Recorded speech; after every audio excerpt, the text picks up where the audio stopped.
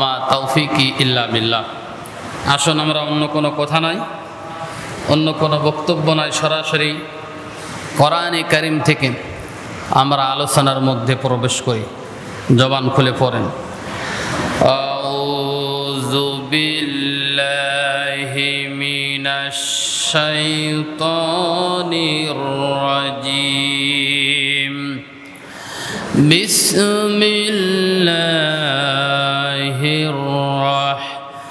রাহমানির রাহিম।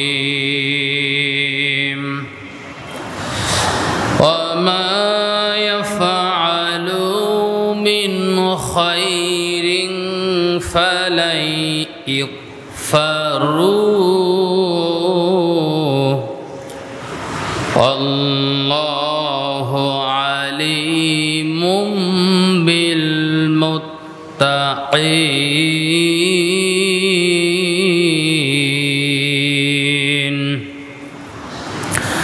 সূরাতুল আল ইমরান 115 নম্বর আয়াত থেকে আমরা তেলাওয়াত করেছি। আল্লাহ রাব্বুল আলামিন বলেন, আর তারা যে ভালো কাজ করে তা কখনো অস্বীকার করা হবে না। আর মুত্তাকিনদের সম্পর্কে আল্লাহ রাব্বুল আলামিন অবগত আছেন। আমরা সেই কথাটি বলতেছি, পৃথিবীতে যে কোনো মানুষই, সে হোক মুসলিমদের মধ্য থেকে, আহলে কিতাবদের মধ্য থেকে, কোনো মানুষ যদি নেক কাজ করে, ভালো কাজ করে, আল্লাহ রাব্বুল আলামিন সেইটার যাজা, কল্যাণ, প্রতিদান দিতে আল্লাহ তাআলা অস্বীকার করবেন না। তবে পূর্ব শর্ত হচ্ছে এই, যদি ব্যক্তির মধ্যে ঈমান থেকে থাকে।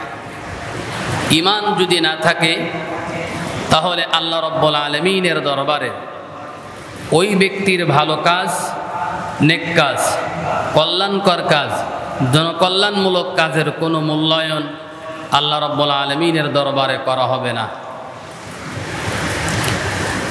প্রিয় ভাইরা আমার, প্রশ্ন জাগতে পারে যে আমাদের মধ্যে ঈমান কতটুকু আছে। ঈমানের কারণে মানুষের কর্মজীবনের সকল কাজ কিয়ামতে মূল্যায়ন করা হবে। এজন্য আল্লাহ বলছেন, ওমা ইয়াফআলু মিন খাইরিন ফালাই ইগফারু। তারা যে ভালো কাজ করে, নেককার কাজ করে, জনকল্যাণমূলক কাজ করে, দান সাদগা, ইবাদত বন্দেগী যাই করে, অবশ্যই আল্লাহ তাআলা এটা অস্বীকার করবেন না। কিন্তু এর যাজা এবং কল্যাণ কেবলমাত্র তাদেরকেই প্রদান করবেন যাদের মধ্যে ঈমান আছে। আর আল্লাহ রাব্বুল আলামিন মুত্তাকিনদের ব্যাপারে অবগত আছেন, যে কারা আল্লাহ তাআলাকে ভয় করে জীবন পরিচালনা করে। প্রিয় ভাইরা আমার, আজকের আলোচনার বক্তব্যের সূচনা হচ্ছে এইটা। আমরা মূল বক্তব্যগুলো সামনের দিকে আলোচনা করব আর কি। আসুন পরবর্তী আয়াতে আল্লাহ রাব্বুল আলামিন কি বলতেছেন। মূলত এই আয়াতটি বোঝানোর জন্য আমি পূর্বের থেকে আয়াত শুরু করেছি আর কি। আল্লাহ রাব্বুল আলামিন বলেন, ইন্নাল্লাযীনা কাফারু লান তুগনিয়া আনহুম আমওয়ালুহুম ওয়ালা আওলাদুহুম মিনাল্লাহি শাইআ ওয়া উলাইকা আসহাবুন নার হুম ফিহা খালিদুন। ইন্না মানে নিশ্চয়, লাযিনা মানে যারা, কাফারু কুফরি করে, লান তুগনিয়া আনহুম আমওয়ালুহুম ওয়ালা আওলাদুহুম মিনাল্লাহি শাইআ। আল্লাহ রাব্বুল আলামিন বলেন, তাদের জীবনের কোনো কাজ গ্রহণ করা হবে না। আমওয়ালুহুম ওয়ালা আওলাদুহুম, তাদের মাল সম্পত্তি এবং সন্তান সন্ততি আল্লাহ রাব্বুল আলামিনের কাছে তাদের এইটা কোনো কাজে আসবে না। আল্লাহর মোকাবেলায় কিয়ামতের ময়দানে এগুলো দিয়ে সে কখনো মুক্তি পাবে না। আল্লাহ রাব্বুল আলামিন যেটা আমাদেরকে বোঝাচ্ছেন আর কি। এখন প্রশ্ন হচ্ছে ইন্নাল্লাযীনা কাফারু, যারা কুফরি করে, কুফরিটা আসলে কি? আমি মাঝে মাঝে বলতে গিয়ে এই কথাটা আপনাদেরকে বলি যে আমরা যে এখন নামাজ পড়ার জন্য অজু করেছি, অজু ভঙ্গের কারণ হচ্ছে 7টা। জোরে বলেন কয়টা?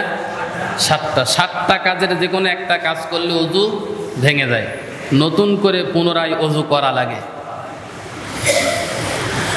নামাজ ভঙ্গের কারণ আছে 19টা।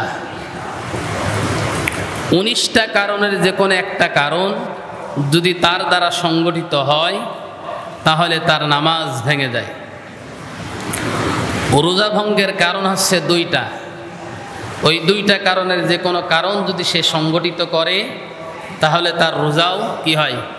ভেঙে যায়। ভাঙে কিনা? ভেঙে যায়। ঠিক অনুরূপভাবে একজন বান্দার ঈমানও ভেঙে যায়, ঈমান নষ্ট হয়ে যায়। ঈমান ভেঙে যায় 10টা কারণে। কয়টা কারণে? 10টা কারণে ঈমান ভেঙে যায়। এগুলো আমরা সহজে বুঝি না। এই আলোচনাগুলো খুব কম হয়। যারা নিজেদেরকে মুসলিম হিসেবে দাবি করে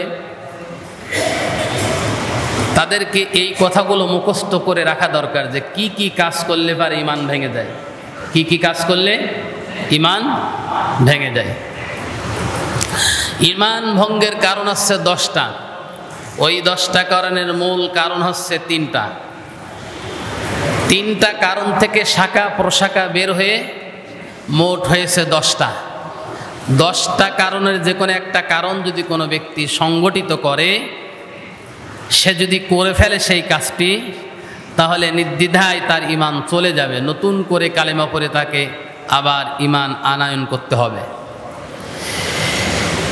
10টা কারণের মূল কারণ যে 3টা, ওই 3টার প্রথম নম্বরটা হচ্ছে আল্লাহর সঙ্গে অংশীদারিত্ব করা, আল্লাহর সাথে শিরিক করা। আল্লাহর সঙ্গে যদি কোনো ব্যক্তি শিরিক করে তাহলে ওই ব্যক্তির ঈমান থাকে না, ঈমান সাথে সাথে কি হয়ে যায়? ভেঙে যায়, নষ্ট হয়ে যায়, সে মুসলিম থেকে খারিজ হয়ে যায়। দ্বিতীয় নম্বর, ঈমান ভেঙে যায় মূল কারণের দ্বিতীয় নম্বর কারণ হচ্ছে কুফর করলে, আল্লাহর সাথে কুফর করলে পারে ব্যক্তির ঈমান নষ্ট হয়ে যায়, ভেঙে যায়। 3 নম্বরের মূল কারণ হলো যদি কোনো ব্যক্তির মধ্যে নিফাক থাকে তাহলে নিফাকের কারণে তার ঈমান চলে যায়, নতুন করে কালেমা পড়ে মুসলমান হতে হয়। এখন আমরা শিরিক বুঝি না, আমরা কুফর বুঝি না, আমরা নিফাকও বুঝি না। আর আরও তো 7টা পয়েন্ট আছে, সেগুলো আমরা মুখস্থ রাখি না। কখন আমাদের ঈমান যায়, কখন আসে, এটাও আমরা বুঝি না। এজন্য আমি বলছি, আল্লাহ রাব্বুল আলামিন বর্ণনা করতেছেন, নিশ্চয়ই যারা কুফরি করে আল্লাহর বিপক্ষে তাদের ধনসম্পদ না তাদের কোনো কাজে আসবে, আর না তাদের সন্তানাদি। তার মানে আমার এখানে বি আমওয়ালিকুম আনহুম আমওয়ালুহুম, যে মাল সম্পত্তির কথা বোঝানো হয়েছে। এই মাল সম্পত্তি শুধু টাকা পয়সা না। আমরা মালের ব্যাখ্যায় দেখেছি প্রায় 9টা অর্থ আছে। মাল বলতে এখানে টাকা পয়সা, মাল বলতে ধনসম্পদ, মাল বলতে ক্ষমতা প্রতিপত্তি। আল্লাহ রাব্বুল আলামিন এই পৃথিবীতে অগণিত অসংখ্য মানুষকে এরকম অনেক নিয়ামত প্রদান করেছিলেন, কিন্তু তাদের এই নিয়ামতগুলো আল্লাহ রাব্বুল আলামিনের কাছে কোনো মূল্যায়ন হয়নি, ধ্বংস হয়ে গেছে, সব নষ্ট হয়ে গেছে। কারণ তারা দুনিয়ার এই চাকচিক্যময় জিনিস দেখে মনে করেছিল যে আমরা দুনিয়াতে যেরকম পেয়েছি আখিরাতের ময়দানেও ঠিক মনে হয় সেই রকমই আল্লাহ রাব্বুল আলামিনের কাছে পেয়ে যাব। কিন্তু আল্লাহ রাব্বুল আলামিনের কাছে কোনো মূল্যায়ন তাদেরকে হয়নি, শুধুমাত্র কি করার কারণে? কুফর করার কারণে। এখন কুফর কাকে বলে? কুফর শব্দের শাব্দিক অর্থ হচ্ছে সত্যকে জানার পরে গোপন করে দেওয়া। সত্যকে জানার পরে কি করে দেওয়া? গোপন করে দেওয়া। সত্যকে জানার পরে গোপন করা, এটাকেই কুফর বলে। তার মানে সীমালঙ্ঘন করা আল্লাহ রাব্বুল আলামিনের সাথে। এখন আমরা সীমালঙ্ঘন করি কিভাবে? আমি প্রায় এই শব্দটা আপনাদেরকে বলি। আমরা প্রত্যেক ব্যক্তি কিছু না কিছু চাওয়া আছে আল্লাহ রাব্বুল আলামিনের কাছে, কিছু আশা আছে আল্লাহ রাব্বুল আলামিনের কাছে। আমরা নিজেরা নিজেদের চাওয়াগুলো, চাহিদাগুলো আল্লাহ রাব্বুল আলামিনের কাছে উপস্থাপন করি, আয় আল্লাহ রাব্বুল আলামিন আমাদের এই জিনিসগুলো আপনি পূরণ করে দেন, আমাদের এই আশাগুলো পূরণ করে দেন। এরকম চাহিদাগুলো আল্লাহ রাব্বুল আলামিনের কাছে আমরা প্রকাশ করে থাকি। এখন প্রশ্ন হলো, আল্লাহ রাব্বুল আলামিনেরও কিন্তু বান্দার উপরে চাহিদা আছে, চাওয়া আছে। আল্লাহ রাব্বুল আলামিন বান্দার উপরে কি চেয়েছেন, তার চাহিদাটা কি? আমার আল্লাহ রাব্বুল আলামিন কোরআনে কারিমে এই শব্দটা বিভিন্ন ভঙ্গিতে আলোচনা করেছেন। যেমন একটা ভঙ্গি হচ্ছে ওয়া খালাকুল জিন্না ওয়াল ইনসা ইল্লা লিয়াবুদুন, আমি মানুষ এবং জিন জাতিকে তৈরি করেছি কেবলমাত্র আমার ইবাদত করার জন্য, কেবলমাত্র আমার গোলামি করার জন্য আমি মানুষ এবং জিন জাতিকে সৃষ্টি করেছি। এটা হচ্ছে এক রকমের ভঙ্গি। আবার আল্লাহ তাআলা অন্য আয়াতে অন্যরকম ভঙ্গি দিয়ে আলোচনা করেছেন। আল্লাহ বলছেন আলা লাহুল খালকু ওয়াল আমরু, সৃষ্টি যার, আইনও চলবে। তার মানে আল্লাহ আমাদের কাছে চাচ্ছেন যে বান্দা আমি তোমাদেরকে সৃষ্টি করেছি, আমি তোমাদের খাওয়াই, আমি তোমাদের পড়াই, আমি তোমাদের দেখাই, আমি তোমাদের শোনাই, সব কিছু নিয়ন্ত্রণ করেন কে? ইন্নাল্লাহা আলা কুল্লি শাইইন কাদির। আল্লাহ বলেন সকল কিছুর ক্ষমতার মালিক কেবলমাত্র কে? আল্লাহ রাব্বুল আলামিন। এগুলো সব নিয়ন্ত্রণ করি আমি, চালাই আমি। মানুষের জাগতিক যা কিছু প্রয়োজন, যা চাহিদা, সব চাহিদাগুলো মিঠাই আমি বান্দা। সুতরাং আমি যেহেতু তোমার, এটাই আল্লাহ তাআলার মানসাক মোবারক। এটা আংশিক নয়, এটা পুরোপুরি। শুধু মসজিদে নয়, পুরো পৃথিবীর জমিনে চলবে। এটা আল্লাহ তাআলার বান্দার উপর একটা চাওয়া, একটা দাবি। এখন প্রশ্ন হচ্ছে, আপনার পিতা, আপনার মাতা আপনার কাছে একটা জিনিস চায়, বা তারা পরিবার একটা সিদ্ধান্ত নিয়েছেন। আপনি এই সিদ্ধান্ত জানার পরে যদি পিতা এবং মাতার ওই সিদ্ধান্তকে অবজ্ঞা করেন, বিরোধিতা করেন, অবহেলা করেন, তাহলে এর অর্থ দাঁড়াবে যে আপনি আপনার পিতার সাথে সীমা লঙ্ঘন করতেছেন, আপনি আপনার পিতার সাথে বিরোধিতায় লিপ্ত হয়েছেন, আপনার পিতার সাথে আপনি একমত নয়, আপনি সাংঘর্ষিক একটা রূপ দাঁড় করালেন, না এটা হবে না এটা হবে, আমি যেটা বলছি সেইটা হবে। এইটা করার মানেই হচ্ছে পিতার সাথে বিদ্রোহে শামিল হওয়া। ঠিক অনুরূপভাবে আল্লাহ রাব্বুল আলামিন যেইটা বান্দার উপরে চাচ্ছেন, বান্দার উপরে যেটা দাবি করতেছেন, সেই দাবির সাথে একত্বতা প্রকাশ না করার অর্থই হচ্ছে আল্লাহর সঙ্গে বিদ্রোহে লিপ্ত হওয়া। আর আল্লাহর সঙ্গে যে ব্যক্তি বিদ্রোহে লিপ্ত হয়, সে ব্যক্তি মূলত সীমালঙ্ঘন করে, সে ব্যক্তি মূলত সীমালঙ্ঘন করে। আর সীমালঙ্ঘনকারী ব্যক্তি কিয়ামতের ময়দানে তাদের কোনো সম্পত্তি, তাদের সন্তানাদি, তাদের মর্যাদা, সম্মান, জনকল্যাণমূলক কাজ কোনো উপকারেই আসবে না আল্লাহ রাব্বুল আলামিনের দরবারে। আমি মনে হয় কথাটা বোঝাতে পারিনি আপনাদেরকে। আল্লাহ যেইটা চাচ্ছে আপনি সেইটা চাচ্ছেন না, এটার নামই হচ্ছে আল্লাহর সাথে বিদ্রোহ করা। ইযহাব ইলা ফিরআউনা ইন্নাহু তাগা, মূসা আলাইহিস সালাতু ওয়াস সালামকে আল্লাহ বললেন যে ফেরাউন সীমালঙ্ঘন করেছে, বিদ্রোহ করেছে, তুমি তার কাছে যাও। ইযহাব ইলা ফিরআউন, ফেরাউনের কাছে যাও, সে সীমালঙ্ঘন করেছে, তাকে সংশোধন করো। প্রিয় ভাইরা আমার, মূসা আলাইহিস সালাতু ওয়াস সালাম আল্লাহর এই অর্ডার মাফিক ফেরাউনের কাছে গিয়েছিলেন না যাননি? গিয়েছিলেন। সব রকম কলা কৌশলে মূসা আলাইহিস সালাতু ওয়াস সালাম ফেরাউনের কাছে দাওয়াত দিয়েছিলেন। বলেছিলেন আল্লাহ ছাড়া কোনো ইলাহ নেই, কোনো মাবুদ নেই, কোনো আইনদাতা নেই, কোনো বিধানদাতা নেই।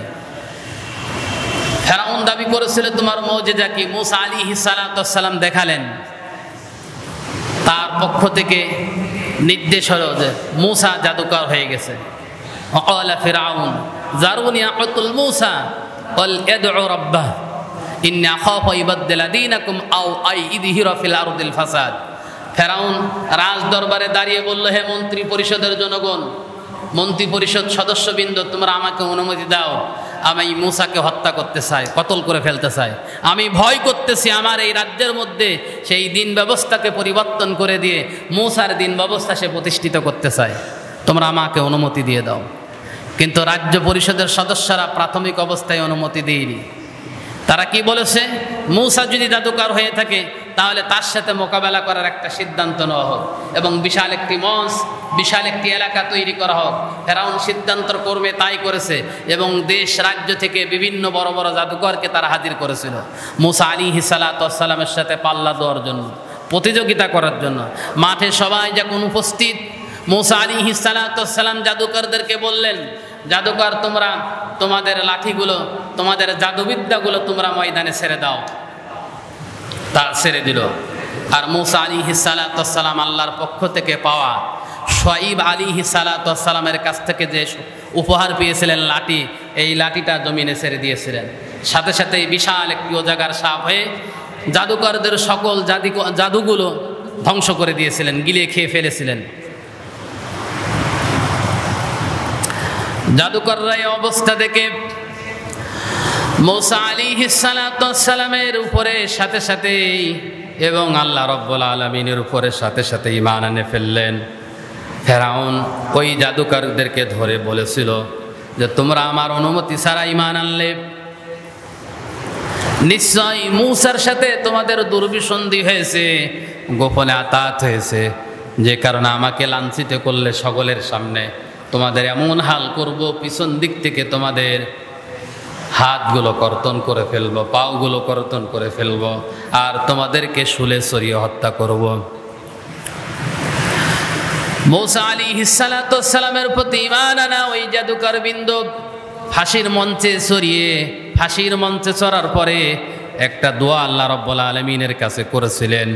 তারা বলেছিলেন, রব্বানা আফরিগ আলাইনা সাবরাও ওয়া তাআফফানা মুসলিমিন। আল্লাহ তাআলা আমাদেরকে ধৈর্য দান করুন, আর এই পরিস্থিতি মোকাবেলায় মুসলিম অবস্থায় তোমার কাছে যাওয়ার তৌফিক তুমি আমাদেরকে দান করুন। ফাঁসির মঞ্চে চড়ার পরও ওই জাদুকর বিন্দু কিন্তু আল্লাহর কাছে দোয়া করে বলেছিল, আল্লাহ আমাদেরকে এমন ধৈর্য দান করুন যাতে মুসলিম অবস্থায় তোমার দরবারে আমরা ধর্ণা দিতে পারি। ফাঁসির মঞ্চের দোয়া হচ্ছে এটা, রব্বানা আফরিগ আলাইনা সাবরা ওয়া তাওয়াফানা মুসলিমিন। এটা ফাঁসির মঞ্চের দোয়া, যা সর্বপ্রথম উদ্বোধন করেছিল মূসা আলাইহিস সালাতু ওয়াস সালামের সাথে এসেছিল, প্রতিযোগিতায় লিপ্ত হতে এসেছিল যে জাদুকর বিন্দু। এই জাদুকর বিন্দুরা আল্লাহর কাছে প্রার্থনা করেছিল, আল্লাহ তাদেরকে ধৈর্য দিয়েছিলেন। ফেরাউন তাদেরকে শুলে সরিয়ে হত্যা করেছিল, এরপরও ক্ষান্ত হয়নি। মূসা আলাইহিস সালাতু ওয়াস সালামকেই শুধু বিরোধিতা করেনি, মূসা আলাইহিস সালাতু ওয়াস সালামকে বিরোধিতা করতে গিয়ে খোদ আল্লাহ রাব্বুল আলামিনের আইনের সঙ্গেই সে বিরোধিতা করেছিল। এজন্য সলিল সমাধি হয়েছিল ফেরাউনকে সাগরের মধ্যে, আল্লাহ রাব্বুল আলামিন তাকে ধ্বংস করে দিয়েছিলেন। প্রিয় ভাইরা আমার, আমি বলছিলাম যে কুফরটা ঠিক সেরকম। কুফর শব্দের শাব্দিক অর্থই হচ্ছে সীমালঙ্ঘন করা, আল্লাহর সাথে বিরোধিতা করা, বিরোধিতায় লিপ্ত হওয়া। আমাদের এই দেশের ৯৯% মুসলমান যারা আমরা বলি, এ দেশে ৯৯% মুসলমানের মধ্যে প্রায় ৭০%-এর বেশি মুসলমান প্রতি মুহূর্তে আল্লাহর সঙ্গে বিদ্রোহে লিপ্ত আছে। কারণ আল্লাহ যেটা চাচ্ছে আমরা সেটা চাচ্ছি, কথা মনে বুঝতে পারেন, আল্লাহ যেটা চাচ্ছে আমরা সেটা চাচ্ছি না। আল্লাহ যেটা চায় সেটার বিরুদ্ধে যদি কোনো ব্যক্তি অবস্থান নেয়, এটার নামই বলে হচ্ছে বিদ্রোহ করা। আর আল্লাহ সেই কথা বলছেন, ইন্নাল্লাযীনা কাফারু, নিশ্চয় যারা কুফরি করে, যারা বিদ্রোহ করে, সত্য জানার পরে যারা গোপন করে, লাং তুগনিয়া আনহুম, তার কাছ থেকে গ্রহণ করা হবে না, আমওয়ালুহুম ওয়ালা আওলাদুহুম, তাদের মাল সম্পত্তি, সন্তান সন্ততি, মিনাল্লাহি শাইআ, আল্লাহ রাব্বুল আলামিন তাদের কাছ থেকে কখনোই গ্রহণ করবেন না। তাদের স্থান কোথায় হবে? ওয়াউলাইকা আসহাবুন নার হুম ফিহা খালিদুন। আল্লাহ রাব্বুল আলামিন বলেন তাদের স্থান হবে স্থায়ীভাবে জাহান্নামে। হুম ফিহা খালিদুন, এটা জান্নাতের ক্ষেত্রেও যেমন প্রযোজ্য, জাহান্নামীদের ক্ষেত্রেও সেরকম প্রযোজ্য হয়েছে। জান্নাতের আয়াতের আলোচনা করতে গিয়ে আল্লাহ বলছেন হুম ফিহা খালিদুন আবাদা, আবার জাহান্নামের আলোচনা করতে গিয়ে হুম ফিহা খালিদুন আবাদা শব্দ আল্লাহ তাআলা ব্যবহার করেছেন।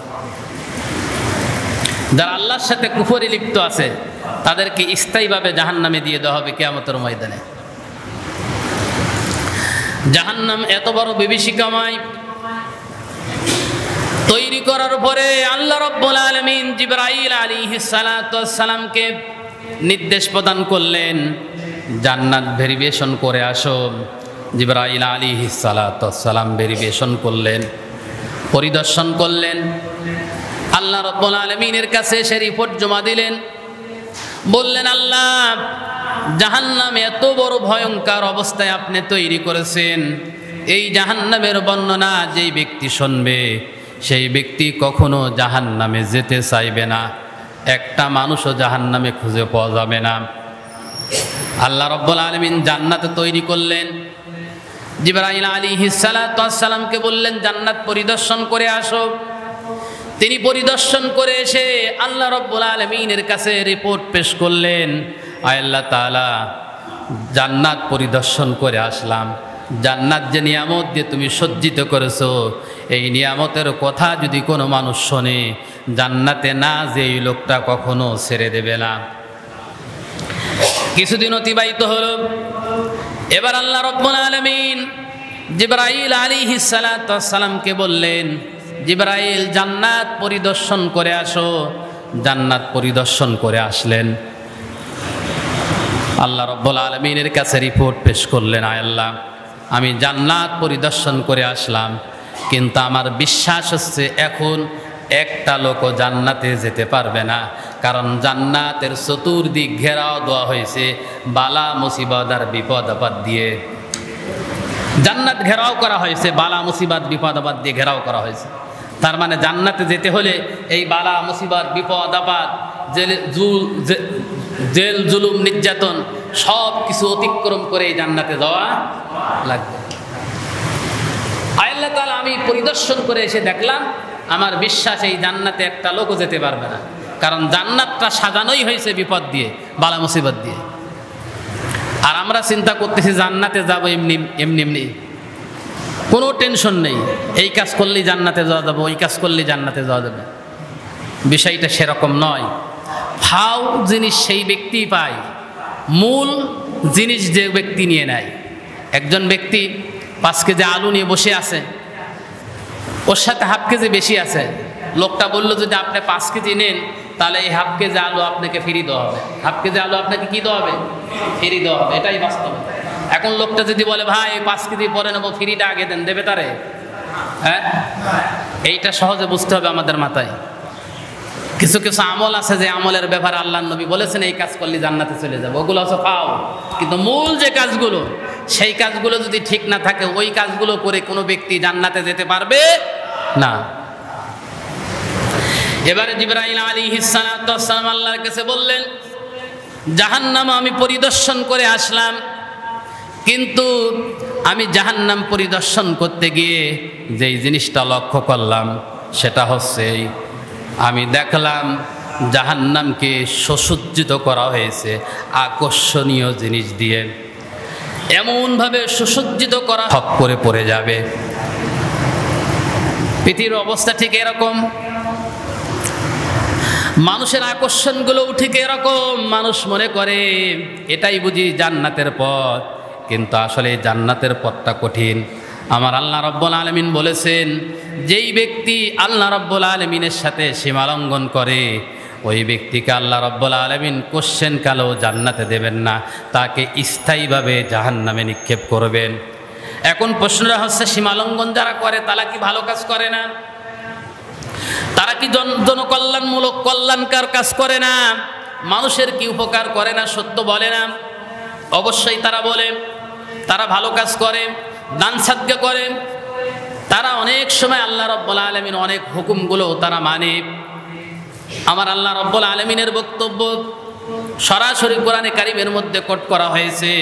আমার আল্লাহ রাব্বুল আলামিন বলতেছেন, মাসালু মা ইনফিকুনা ফি হাযিহিল হায়াতিদ দুনিয়া কামাসালি রিহিন ফিহা সিররুন আসাবাত হারসা কওমিন যালামু ফাআহলাকাতুহু ওয়া মা যালামাহুমুল্লাহু ওয়ালাকিন আনফুসাহুম ইয়াযলিমুন। জোরে বলেন আল্লাহু আকবার। মাসালু মা ইনফিকুনা ফি হাযিহিল হায়াতিদ দুনিয়া, আল্লাহ বলেন তারা দুনিয়ার জীবনে যা কিছু ব্যয় করে তার উপমা সেই বাতাসের ন্যায়। তারা দুনিয়ার জীবনে যা কিছু ব্যয় করে, তার মানে তাদের এই যে হিউম্যান বডি আছে, এই হিউম্যান বডিতে অনেক উপকারের কাজ করে, এগুলো আল্লাহর রাস্তায় ব্যয় বলা হয়, এগুলো ব্যয় বলা হয়।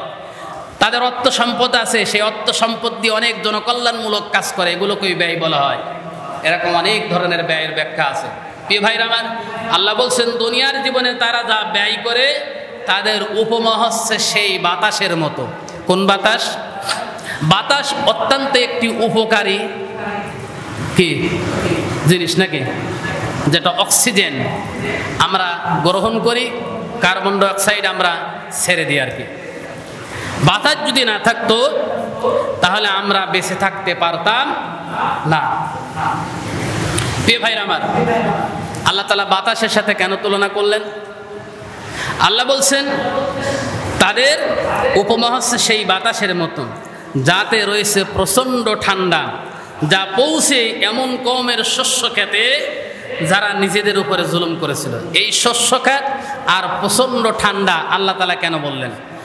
শস্য খেত, আমরা যে ফসল আদি জন্মাই মাঠে, এই মাঠের জন্য, এই ফসলের জন্য বাতাস অত্যন্ত একটি কার্যকারী উপাদান। কিন্তু সেই বাতাস যদি আগুনের বাতাস হয় তাহলে কি ওটা ফসলের জন্য কার্যকারী? না, ওটা ফসলের জন্য কার্যকারী না। আবার ওই বাতাস যদি ঠান্ডা হিমেল হয়, যেখানে বরফ জমে যায় ফসলের উপরে, ফসলের উপরে যদি বরফ জমে যায়, সেটাও ফসলের জন্য কোনো কার্যকারী বিষয় নয়। তাহলে বাতাস যেমন উপকারী, কিন্তু বাতাসের উপকারিতার সিস্টেম বাদ দিয়ে ভিন্ন রূপ যদি ধারণ করে তাহলে সেটা ফসলের জন্য কখনোই উপকারী কল্যাণ বয়ে আনতে পারে না। এই শস্যখাত বলতে হচ্ছে মানুষের জীবন, এই শস্যখাত বলতে মানুষের কি জীবন। এই মানুষের জীবনের জন্য এই বাতাসের প্রয়োজন আছে। আল্লাহ বলতেছেন এই বাতাস যদি মানুষের জীবনের জন্য যদি অক্সিজেন আকারে আসে তাহলে সেটা মানুষের জীবনের জন্য কল্যাণ, সেটা মানুষের জীবনের জন্য কি কল্যাণ। আর যেটা যদি অক্সিজেন আকারে না এসে যদি আগুন আকারে আসে আর বরফ আকারে যদি এসে নাক মুখ সব বন্ধ করে দেয়, তাহলে কি বাতাস আমাদের জন্য উপকারী হবে? না, উপকারী হবে না। আল্লাহ ঠিক এই দৃষ্টান্ত দিচ্ছেন, মাসালু মা ইনফিকুনা ফি হাযিহিল হায়াতিদ দুনিয়া, তাদের জীবনের যত ব্যয় আছে, খরচ আছে, তারা যে ভালো কাজগুলো করে, জনকল্যাণমূলক কাজগুলো যেগুলো করে, এই জনকল্যাণমূলক এই ভালো কাজের কোনো মূল্য আল্লাহ রাব্বুল আলামিনের কাছে নেই। যেমন শস্য ক্ষেতের জন্য গরম বাতাসের কোনো প্রয়োজন নেই, শস্য ক্ষেতের জন্য বরফ বাতাসের যেমন কোনো প্রয়োজন নেই, ঠিক অনুরূপভাবে মানুষের জীবনের জন্য যদি তার জীবনের সাথে কুফর থেকে থাকে, তার জীবনের সাথে যদি শিরিক জড়িত থাকে, তার জীবনের সাথে যদি নিফাক জড়িত থাকে, তাহলে ওই জীবনের কোনো মূল্য আল্লাহ রাব্বুল আলামিনের কাছে নাই। কথা মনে বোঝাতে পারছি আপনাদের? বুঝতে কষ্ট হয়েছে? প্রিয় ভাইরা আমার, এখন প্রশ্ন হচ্ছে কেন তাদের উপরে এই বাতাস প্রবাহিত হলো, আমলগুলো কেন ধ্বংস করলেন? প্রশ্ন হলো এই, আল্লাহ কি বান্দার উপরে অবিচারক? আল্লাহ কি বান্দার উপরে জুলুম করেন নাকি? না, কোরআনে কারিমের ভিতরে কোথাও আপনি পাবেন না যেই জায়গায় জুলুমের প্রশ্ন আল্লাহ রাব্বুল আলামিন করেছেন। আমার আল্লাহ রাব্বুল আলামিন বলতেছেন, মা যালামাহুমুল্লাহ ওয়ালাকিন আনফুসাহুম ইয়াজলিমুন। আল্লাহ রাব্বুল আলামিন তাদের উপরে জুলুম করে নাই, বরং নিজেরাই নিজেদের উপরে জুলুম করে তাদের আমলগুলো ধ্বংস করে দিয়েছে। আমরা নিজেরাই নিজেদের উপরে জুলুম করি। আল্লাহ যেটা নিষেধ করেছেন সেইটা করার নামই হচ্ছে নিজের উপরে নিজে জুলুম করা। আল্লাহ কুফর করতে কি করেছেন? নিষেধ করেছেন। আমি আবারও বলছি, কুফর হচ্ছে সেই জিনিস আল্লাহর সঙ্গে বিদ্রোহে লিপ্ত হওয়া, যেটা হয়েছে ফেরাউন। ফেরাউন আল্লাহর সাথে বিদ্রোহে লিপ্ত হয়েছিল, আল্লাহ তাআলা তাকে পানি দিয়ে শায়েস্তা করেছেন। নমরুদ আল্লাহর সাথে বিদ্রোহে লিপ্ত হয়েছিল, আল্লাহ যেটা চাচ্ছিলেন সেটা সে চায়নি, অথচ তাকে অনেক নিয়ামত দেওয়া হয়েছিল, কিন্তু সেটা না চাওয়ার কারণে নমরুদকে আল্লাহ তাআলা মশা দিয়ে আর জুতো দিয়ে তাকে কি করেছেন? শায়েস্তা করেছেন। প্রিয় ভাইরা আমার, আমরা ফেরাউনের মতো নমরুদের মতন ক্ষমতাশালী বিত্তশালী নয়, আমরা সাধারণ একজন পাবলিক, সাধারণ একজন কি ইমানদার। কিন্তু এই কথাটা সবসময় মনে রাখতে হবে। আপনি শুতে যাবেন রাত্রেবেলায়, শোয়ার সময় নিজেকে প্রশ্ন করবেন, আল্লাহ যেটা চাচ্ছে আমি কি সেইটা চাচ্ছি কিনা? আল্লাহর চাওয়ার সাথে আমার জীবনের সকল কর্ম একত্বতা প্রকাশ করছে কিনা? আল্লাহর কথার সাথে আমি একত্বতা প্রকাশ করতে পারছি কিনা? যদি না পারি তাহলে মনে করবেন আপনার আমলগুলো নষ্ট হয়ে যাচ্ছে। আর যদি আপনি আল্লাহর কথার সাথে, আল্লাহর বক্তব্যের সাথে, রসুলের বক্তব্যের সাথে আপনি একত্বতা প্রকাশ করেন যে আল্লাহ তোমার যেটা চাওয়া আমারও সেইটা চাওয়া, তাহলে এই কেবলমাত্র এই আমলগুলো কিয়ামতের ময়দানে আপনার উপকারে আসবে, আমার উপকারে আসবে। আল্লাহ তাআলা আমাদের আজকের এই সংক্ষিপ্ত আলোচনা থেকে শিক্ষা নিয়ে আমল করার তৌফিক দান করুন। জোরে বলেন আমিন। আমার মনে হয় বোঝাতে কষ্ট হয়নি আমাদের। আবার বলছি, ইমান ভঙ্গের কারণ হচ্ছে 10টা, মূল কারণ হচ্ছে 3টা। প্রথম নম্বর হচ্ছে শিরিক, দ্বিতীয় নম্বর হচ্ছে কুফর, 3 নম্বর হচ্ছে নিফাক। এই 3টা কাজ হচ্ছে মূল, এর থেকে শাখা আর প্রশাখা বের হয়েছে আরও 7টা, সব মিলে হচ্ছে 10টা। মূল কারণ হচ্ছে 3টা। 3টার দ্বিতীয় নম্বর কারণ আমি আলোচনা করলাম, কোনো মানুষ যদি আল্লাহর সাথে কুফরে লিপ্ত হয় তাহলে তার জীবনের সমস্ত আমলগুলো আল্লাহ তাআলা কি করে দেন? ধ্বংস করে দেন। আর কুফরটা হচ্ছে সেই জিনিস, আল্লাহ যেটা চাচ্ছে আপনি সেটা চাচ্ছেন না। এখন আপনি চিন্তা করে দেখবেন আল্লাহ যেটা চাচ্ছে আমি সেটা চাচ্ছি কিনা। আল্লাহ তাআলা আমাদের সবাইকে বুঝ দান করুন, বলেন আমিন। ও আখির দাওয়ানা আলহামদুলিল্লাহি রাব্বিল আলামিন। যারা কাবলা জামা পড়েন নাই তারা কাবলা জামা